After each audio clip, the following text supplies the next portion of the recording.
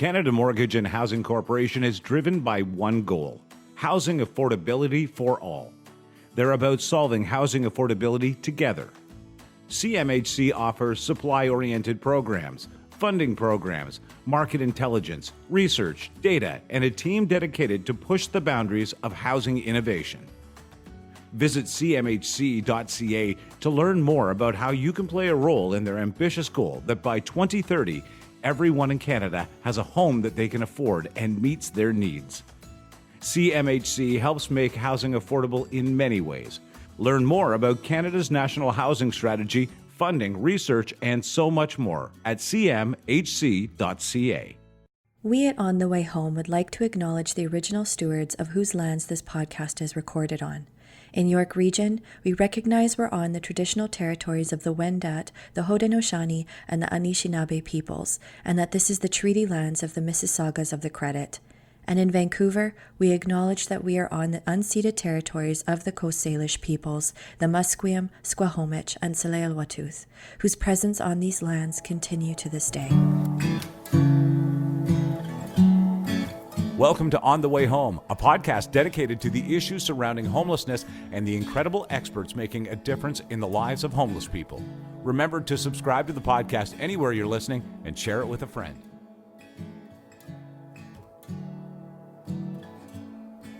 Welcome to another episode of On the Way Home. I am your host, Michael Braithwaite from Blue Door. And as always, we have an amazing guest this week. But before we get to that guest, let me just tell you a few of the things that are happening at Blue Door and, of course, our awesome partner, the Canadian Alliance and Homelessness. Blue Door, I'm proud to say, for the last year, has been operating a program called Inclusion. So INN, like an inn you stay at, Inclusion. And it is for 2S LGBTQ plus youth in York Region. It is the only one of its kind north of Toronto. And a result of listening to the data. We've heard on this podcast before, data matters, and it does. And it showed us that youth from the community were not feeling safe in the current programs. And thanks to an awesome, to two different foundations, the Odette Family Foundation and the North Pine Foundation, we made this a reality. We're going to be able to grow it throughout York Region. We work with some amazing partners who support that program and wrap supports around it. So it's really, really cool. So check that out at Blue Door, our inclusion program. And at CAEH right now, they have so much going on. Of course, they're always doing their Built for Zero work. Check that out on their website at caeh.ca. Right now, they are still working on their Vote Housing campaign. So check out that work and how you can get involved and share that information as well. But again, many things. You need training assistance. Go to their website, check it out. They will be there for you. But let's get to today's guest. And when I say this gentleman is a fox, I am not being funny. That is actually his name. We have John Francis Fox with us today, who is a partner at Robbins Appleby. John is a former development executive and brings a unique blend of legal and business thinking to his clients. He specializes in real estate development, social and affordable housing, and construction. He possesses extensive frontline experience gained in his previous positions. He was general counsel, development, and acting vice president, development for Toronto Community Housing, where he was responsible for the organization's redevelopment mandate, including Regent Park. And if you have not been under a rock, you've heard about Regent Park and the incredible work, the transformation that happened there. So really, really cool. In that capacity, that wasn't in his bio, by the way, that was just my commentary. In that capacity, he dealt with private sector partners in the City of Toronto and joint ventures, construction contracts, and funding agreements. So it was a really, really cool partnership, multi-level, which is the kind of innovation you need, folks, to make big things happen. He was also Chief Executive Officer of the Badawa Development Corporation, which is redeveloping the former Beta Shoe factory in Badawa, Ontario. Am I saying that right? I don't know. John's practice always involves development of real estate, from acquisition, investment vehicles, financing, and construction. He acts for private developers, public sector actors, not-for-profits, and co-ops. He has unique knowledge and experience in the development of social and affordable housing, having been active in the housing sector for the past 15 years. Examples of his work since returning to practice include representing the City of Toronto on the incorporation of 80 units of affordable housing into a high-end condo building on the waterfront, working with the Region Appeal on the development of its housing plan and working on behalf of private developers participating in the delivery of affordable housing, including the Weston Arscape project. Recently, John represented Habitat for Humanity in negotiating a contribution agreement from a private developer intended to seed a land trust, which will develop housing in the local ward across Toronto. And that's a community land trust that we've actually had the representatives on to talk about that community land trust. We had Josh and Melissa on. And so really exciting that John was a part of that. And that was really groundbreaking. In the summer of 2019, John was part of a Rooftops Canada delegation to Durban, South Africa, where he and the Rooftops team provided advice to government officials on the regeneration of housing stock in South Africa. He is so active in his community. He is a former chair of the Laidlaw Foundation and the Daily Bread Food Bank, and is now a retired hockey coach and a hockey player. I played with John. I don't even know if I can use the word play. I sat beside John and stumbled across the ice while he was playing in one of the Hockey Helps the Homeless tournaments in Mississauga, where I first kind of got to know him. And a great guy, gives back to the cause, and no one enjoys, I think, and loves the work in this sector like John. So he was on our predecessor show, Out of the Blue. John, it is so great to have you back. Oh, I'm really glad to be here. That is a long intro, though, Michael. We're going to have to find a shorter one. And it is. Hey, you've done a lot of stuff. That's true. And I looked through it, and I'm like, this is all relevant. And I think people understand. So I thought, I can't leave any of this out. So we have a standing question we ask all of our guests, because it means a little something different to everyone at any time. And that is, what does home mean to you? Well, for me, home is about safety and security and a place to recharge before sort of going back out and doing what you do. And when we've been involved in the creation of housing, in my mind, that's always what we're creating for families who are moving into the units which we're helping to create, helping nonprofit and co-op developers and private developers to create. Absolutely. Well said. It's so funny when we ask that, for the most part, people never really talk about the structure of a home. They never talk about the roof. They talk about actually just how it makes them feel. And you were not an exception to that rule. Well, and by the way, it's Badawa is how you pronounce that. What did I say? Badawa? Trenton? Yes. Is that Badawa? Jeez, I didn't. Again, that's shameful. John, lots going on in the world right now. Lots of crazy stuff happening as we speak today. There's the unrest, of course, in the Ukraine. We see rising prices across the country, affecting all Canadians, our most vulnerable, even more. But most recently, as we look to battle this housing crisis, we've had a report back from the Housing Affordability Task Force. And I know you've been paying close attention. You've taken a look at what that report has put out. But for our listeners, many from outside Ontario, can you give the broad strokes of, For sure. How this came about and what the purpose was? For sure. So it's no secret, and everybody knows that there is a housing crisis in, we want to say Ontario, but you can extend that to any number of places in the world. And as we have additional immigration coming into Canada and pricing for housing has gone up, pressure on the provincial government, which is responsible for this, has mounted. And one of their responses, in addition to things they've done already in their term, was to create an affordability task force.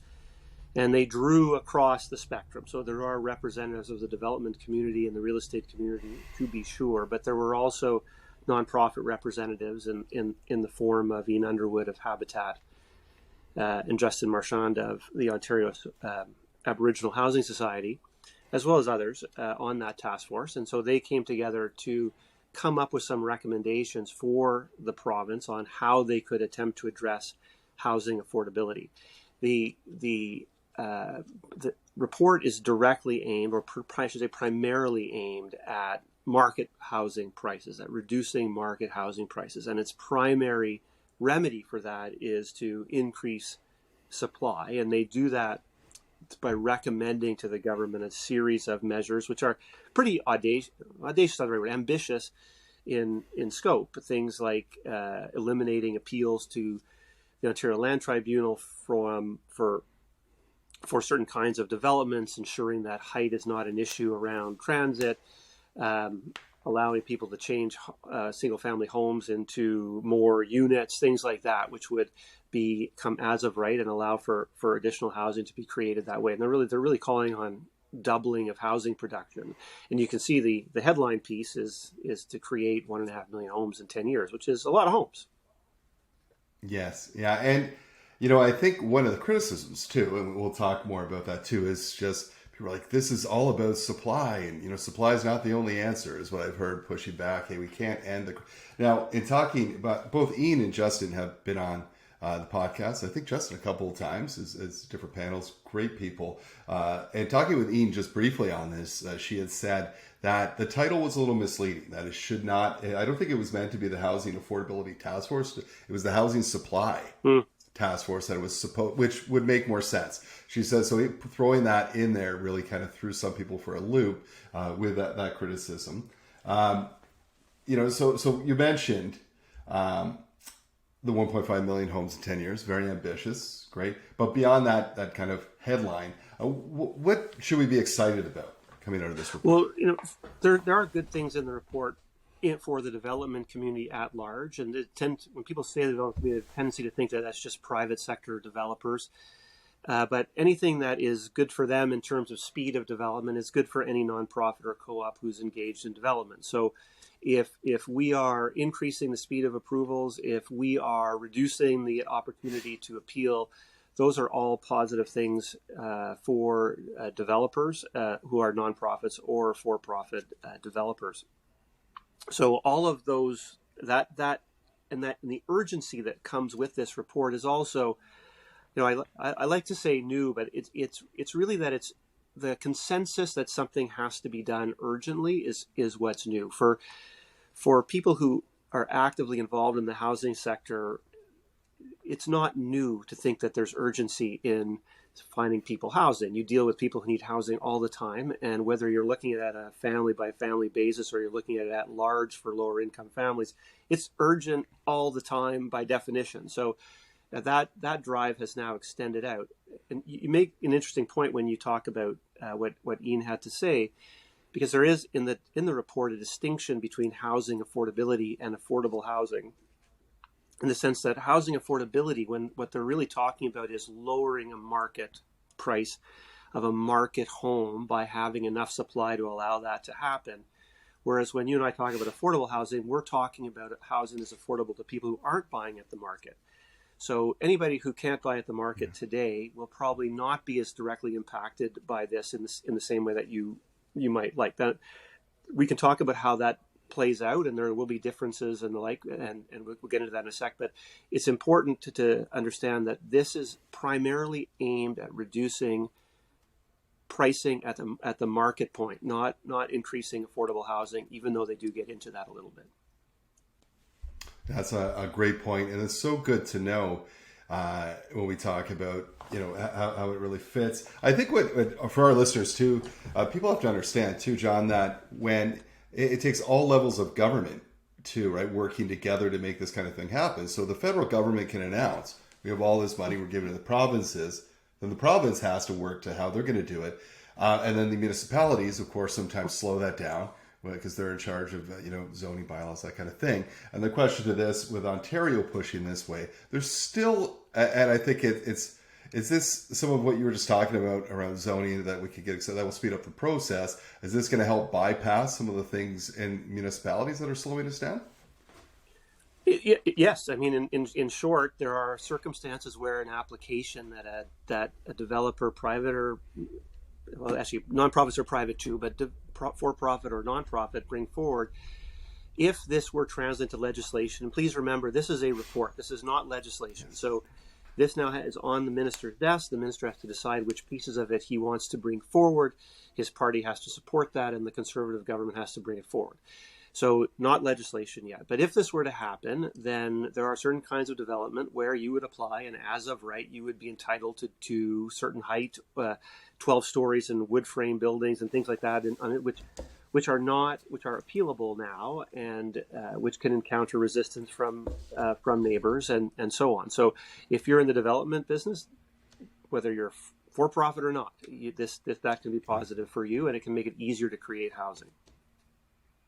Yeah, and I know even just working with developers over the years, they'll say, "Hey, we love building in this area, this municipality, not so much in this one, because the different, the planning department or whatever it might be." So I think this would be, they're hoping many of these pieces will move forward. Now we've talked about some of the things to be excited about. I now want you to know on your mind, what's missing in this report? What were you disappointed about, or what do you see people not happy about? So there's.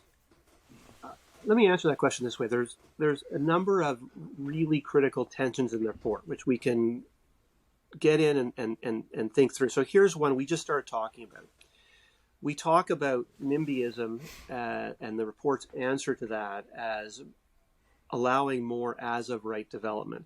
But when we do that, we also chew away at the ability of neighbors to have a say in what's happening in their neighborhoods. And so there is a tension there. And as you know, in many parts of Ontario, particularly in urban Ontario, part of how you get elected is by protecting the status quo in a neighborhood or how it exists. And it's not surprising. People like where they live. That's where they chose to live there. So that's not a bad thing in and of itself. And so it creates a tension in the report, which has to be resolved. And then one of the things the minister gets to choose, and I think he has a great job right now, quite frankly, is how far down that path he's willing to go.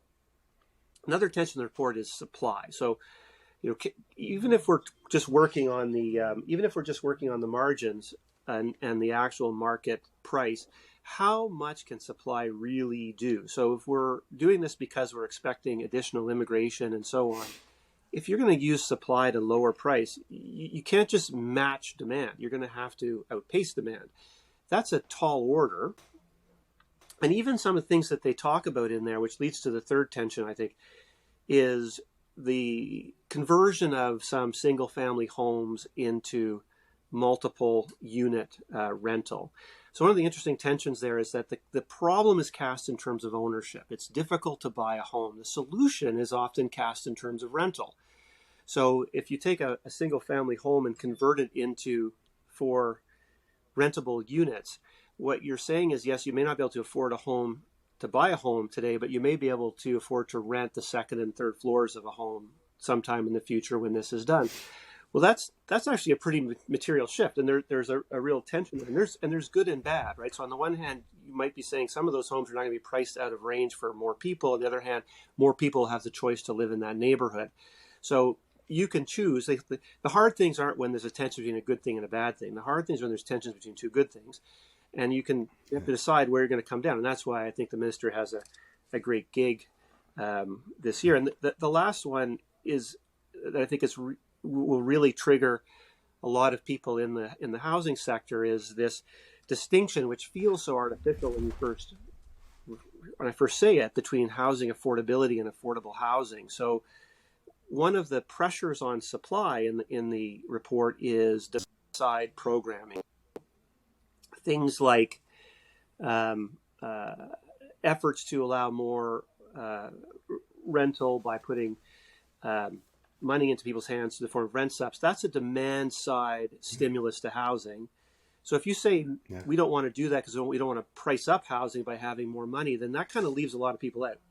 So the starting point of this is supply. The starting point for the National Housing Strategy, by contrast, is a human right to housing, and that the government's intervention should be to basically attack housing across the spectrum, basically from the market down, right? So from the market level to lower income levels, that's where you're after. And you can sort of see that in the federal government's approach, which tries to hit several different categories within there.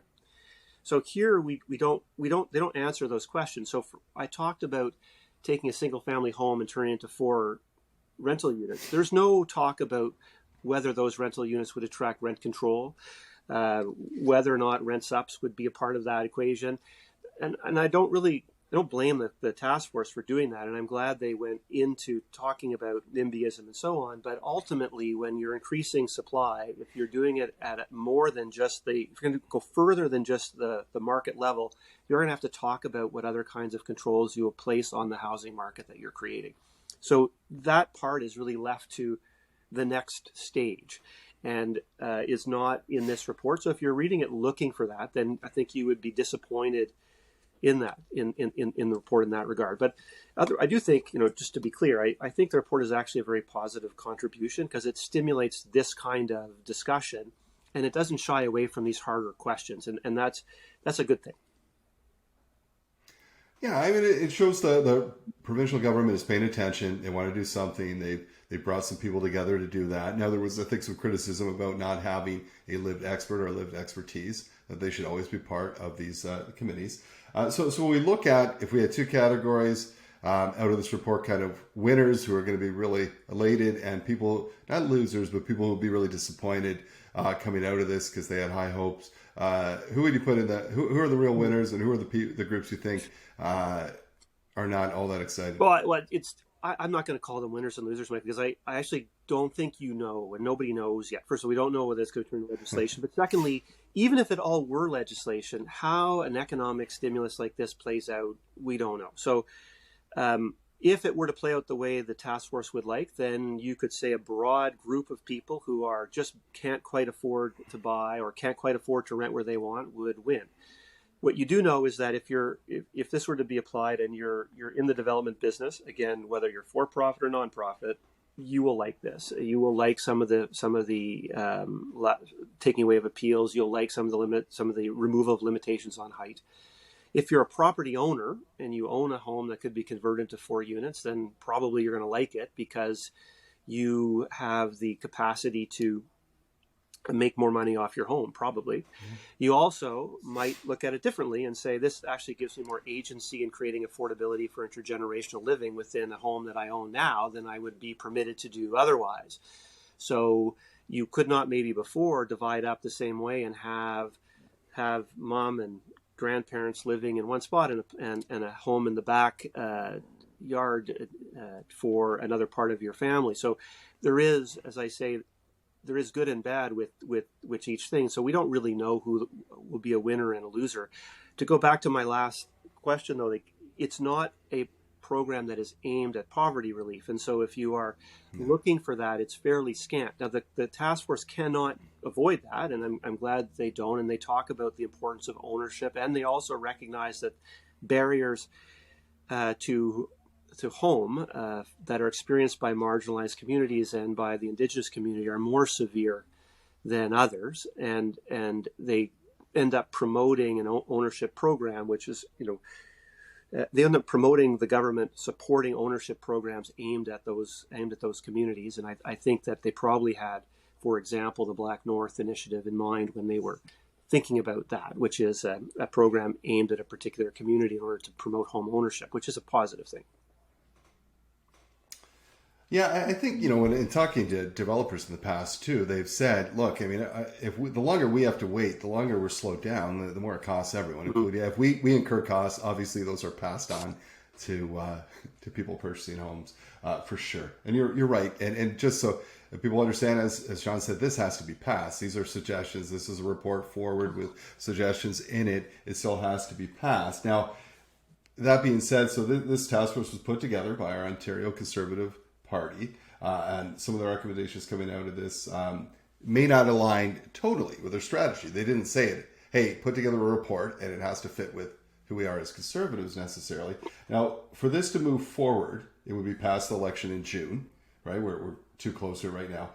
If the conservatives were to be reelected, how realistic is it that most of these recommendations would move forward?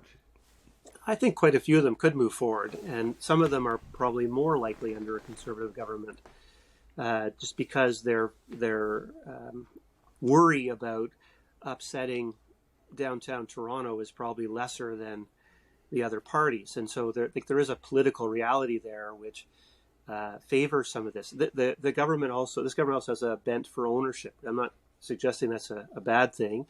And so some of the programming that is referenced in here relates to the use of ownership as a method of savings and using second mortgage methods in order to achieve that.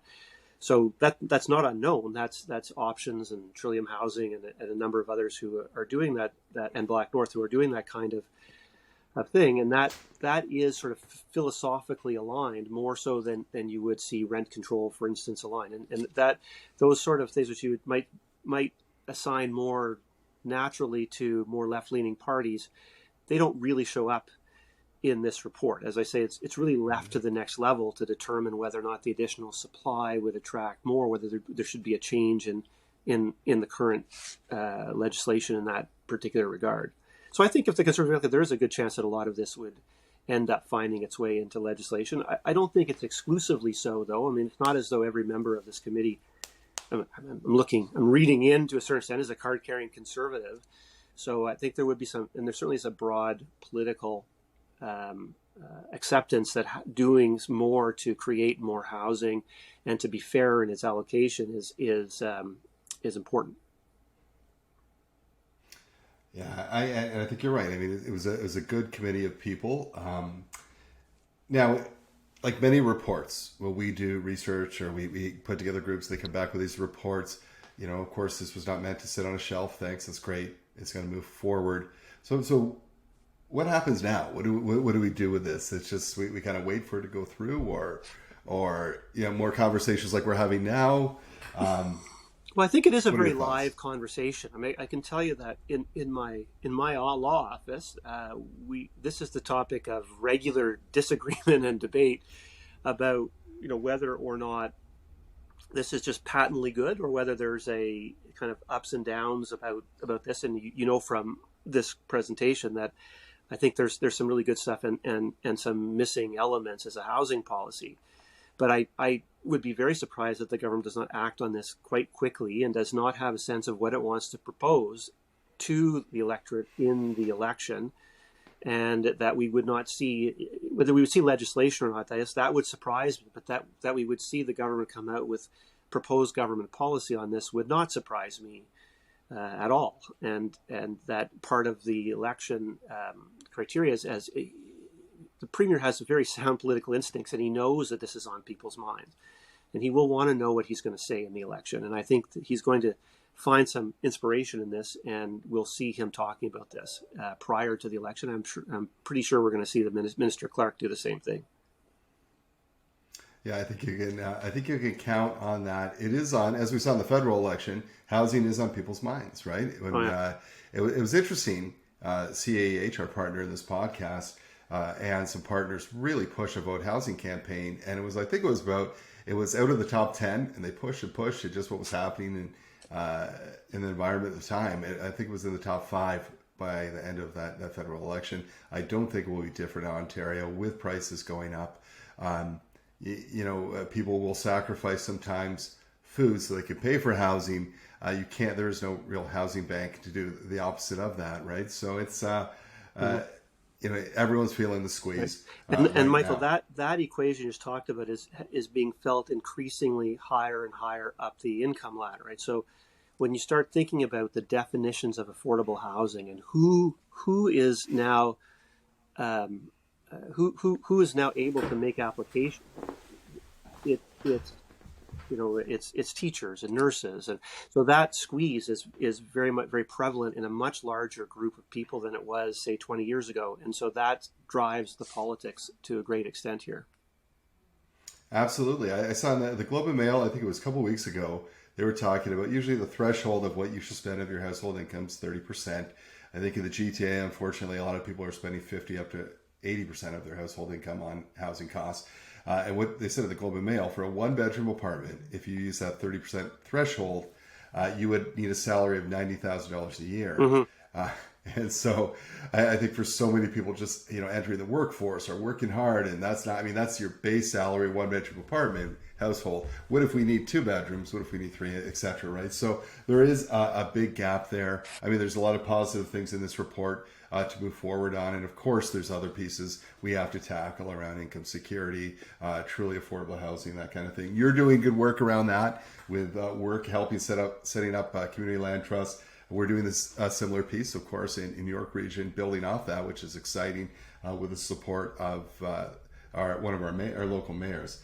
So if someone wants to connect with you, John, just aside from this report, if they want to connect with you because they're interested in development or doing some work around land trusts, and they're interested in your work at Robbins Appleby, where can they go? Where can they find you? Well, they can find me either by Googling John Fox Lawyer, and I actually show up at that point in time, or you can email me at jfox@robapp.com, or you can call me at 416-360-3349.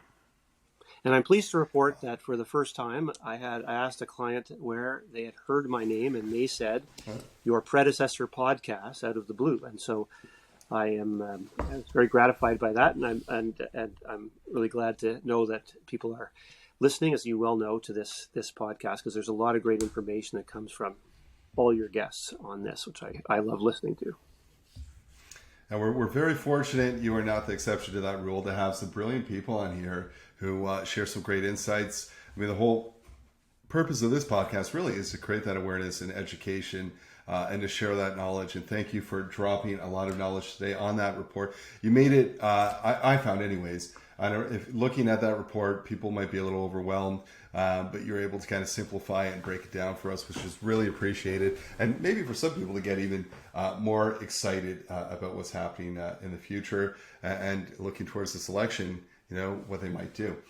So thank you so much, as always, for all you're doing in the community, for what you're doing in this sector, for your passion. Thanks for coming on the show today. My pleasure. Thank you for having me. Awesome. Well, there you have it. John Fox, he is not only a very talented defenseman, and thankfully, because I was not, I was not holding up my end, but a very talented lawyer, and great to have in this field. And often someone we check in with to say, hey, we're thinking this, or X, can you? And he's always so generous with his time and his talent. We're fortunate on the way home to have so many of these experts. Listen, if you have questions about anything in the housing and homeless sector, go through all the episodes. I'm pretty sure you'll find something of interest there, someone that can help, someone you could connect to who is an expert in this area, not just from across Canada, but from around the world. We've had guests on from Finland, the Netherlands, Australia, and it's great. The information sharing that happens is just amazing. You don't have to start from scratch. We can learn from each other. And we do that every week on this podcast. And we will see you next time on The Way Home.